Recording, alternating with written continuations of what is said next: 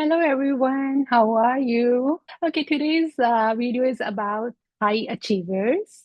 Are you a high achiever? Someone who is so used to controlling every part of your life that slowing down feels inefficient. You are so used to planning, pushing, and accomplishing that stillness feels uncomfortable, maybe even unsafe. You're working hard, you're achieving, but at the end of the day, something still feels missing. And if that's you, you are not alone. I know this because I lived it too. For years, I was driven by proving, performing, and constantly planning my next step until I realized my joy was nowhere to be found. So, in this video, I want to guide you through what's really happening underneath this pattern and what you can do to reconnect with your heart, your emotions, and your true sense of fulfillment. Lately, I've been seeing this pattern show up in many of my clients. One male, two female, all highly accomplished, but all deeply exhausted. And what I noticed is that high achiever energy shows up differently in men and women. But the disconnection they feel is the same. Joy is missing, happiness is missing, play is missing.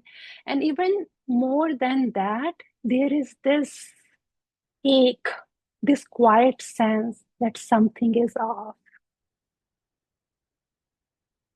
a sense of being stuck in life, of being stuck in a life that looks successful but does not feel fulfilling.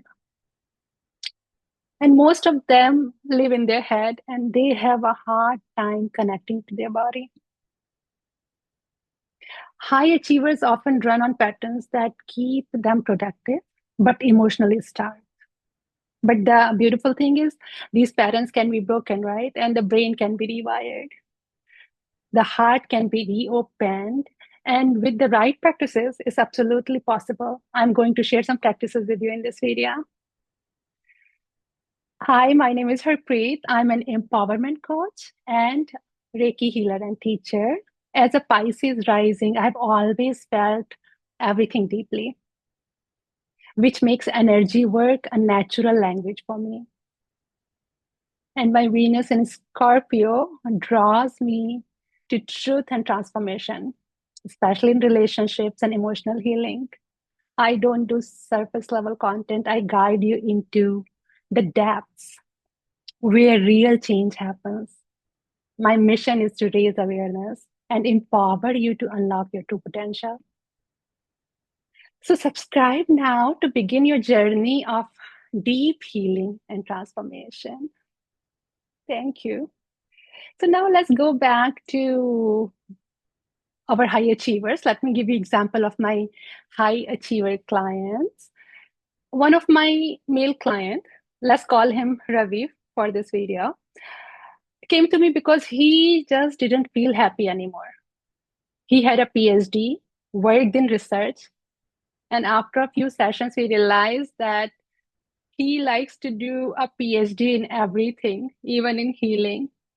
I asked him if he ever tried yoga, and he said yes, Ashtanga yoga. Ashtanga yoga is one of the hardest, most disciplined forms. He stuck with it for 2 years, and then his body completely crashed. I asked him about meditation.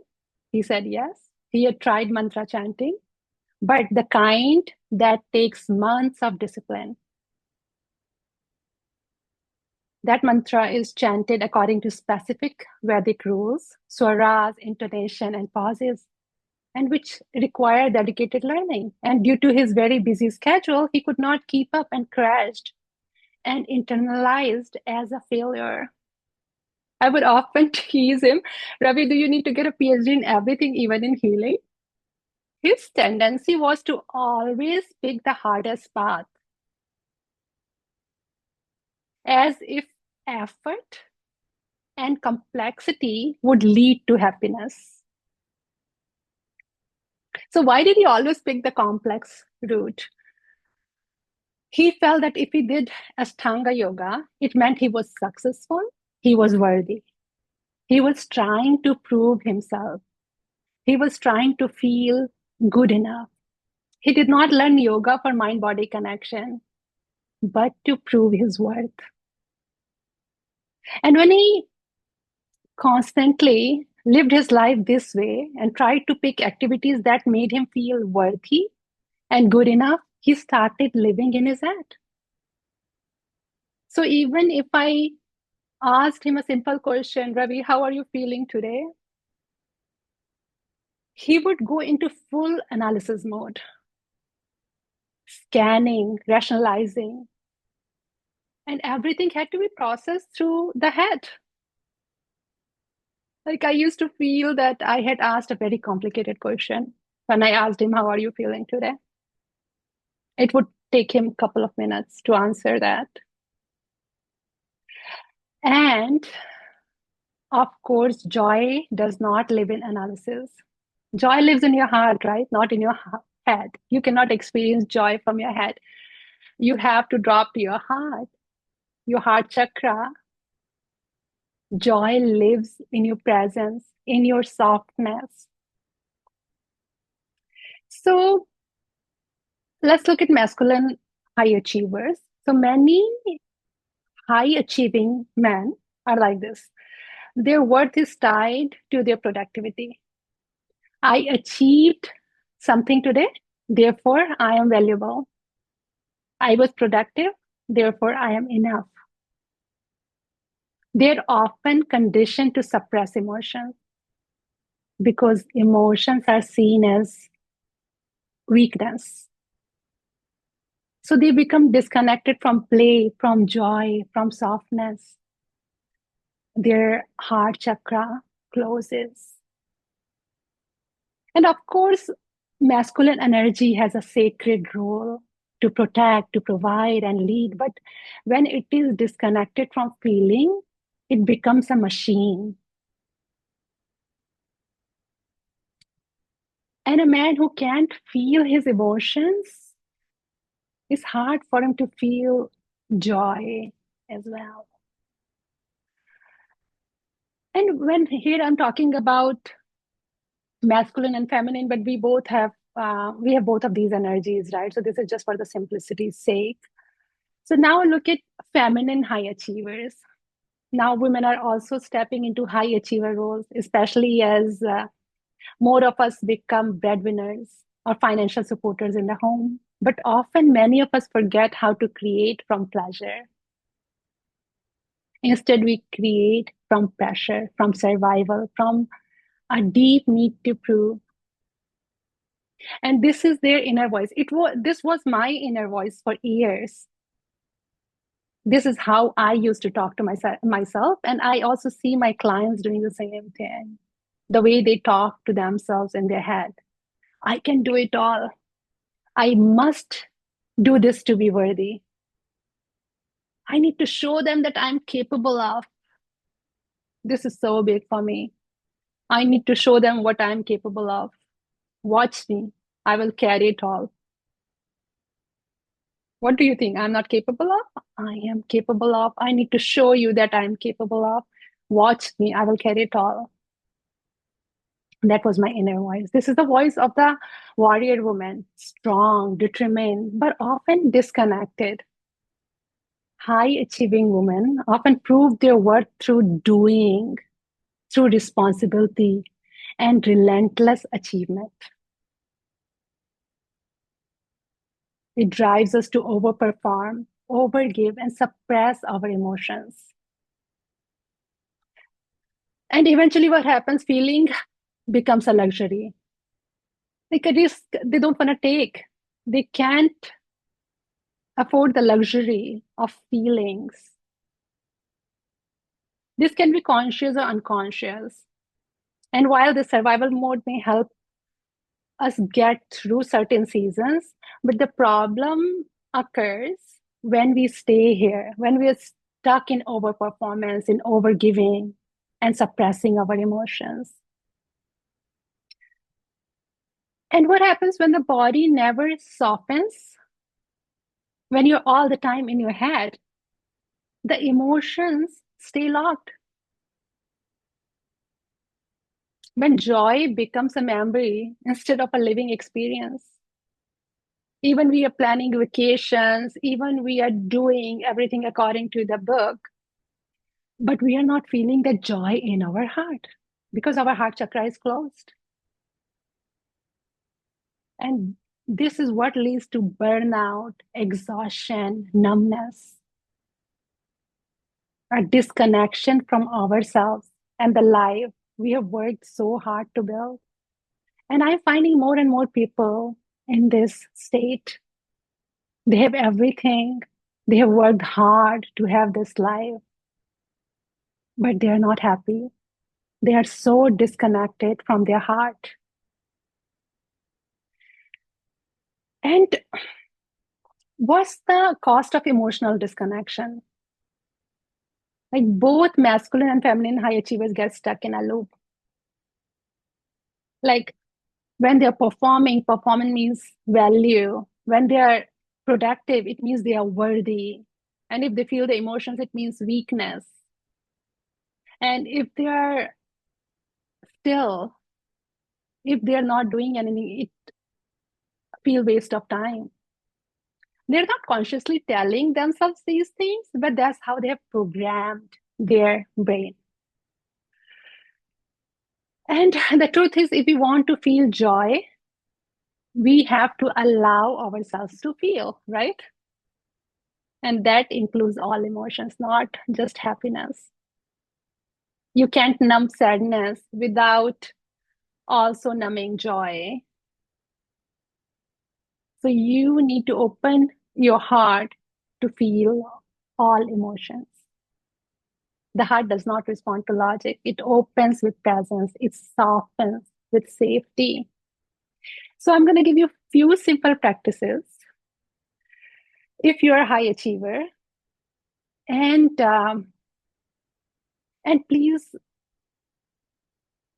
these are my practices, but follow what feels good in your heart, right? So let's call it heart time. And what you do, like every day, this is a very, very powerful practice for high achiever clients or for high achiever people. I give it to my high achiever clients. So block 30 minutes a day with no outcome attached. So mark on your calendar 30 minutes when you are not doing anything. You are not attached to any productivity, not for productivity, not for performance, not for self improvement, but just presence. Not even for self improvement. It is so big for me. Like when I used to get a little bit spare time, I used to use it for self improvement. But here we are blocking these 30 minutes with no outcome attached. There's one rule: no devices, no multitasking, no book reading, no book listening during this time. This is your heart time. Time to reconnect with the part of you that does not need to prove. It just needs to feel, to breathe, to be. So now block 30 minutes on your calendar and ask yourself. So once you block 30 minutes in your calendar, ask yourself, what does slowing down mean to me? What does connecting to my heart feel to me at this moment? So how can I connect to my heart in this moment? Without using technology, without attaching yourself to the outcome, how can you connect your heart? What feels good in this moment? What would make you feel happy in this moment? So for me, it is like sitting with a warm cup of tea and feel the texture, taste, temperature. And I also love going for a walk and seeing the trees, clouds. Like when I am doing these kind of walks, these are not for performance. I'm not measuring my steps. My walk is not for performance or outcome. It is just for connecting to my heart. Or watching little kids, watch their innocence, watch animals when you go out for a walk, or whatever feels good to your heart in this moment. Connect your heart. Paint, hum, without needing to be good at it. So you are not attached to the outcome. Be your own guide. These are my suggestions. But ask yourself, what does slowing down mean to me in this moment? What does connecting to my heart feel to me at this moment? And if you've been living in your head, running on plans and performance, it takes some time. But no, there is nothing wrong with you. You're just a high achiever who forgot how to come home to your heart. Now set an intention to connect to your heart. It's as simple as that. It's a willingness to feel again, to let your heart lead sometimes, and not just use strategy. Because in the end, true success is not how much you have done, but how fully you have lived. How joyful was your life? I hope this video was helpful. And if this resonated with you, I would love to hear in the comments what's one thing that you can do today with no outcome, just presence. And if you're a high achiever, ready to reconnect with your joy, your heart, and your energy, I work with clients one on one through deeply intuitive coaching and energy healing. Drop a comment for me and I will contact you. And I'm sending you loads of love. And thank you for being here. Don't forget to like, subscribe, and share with someone who might need this message today. Bye.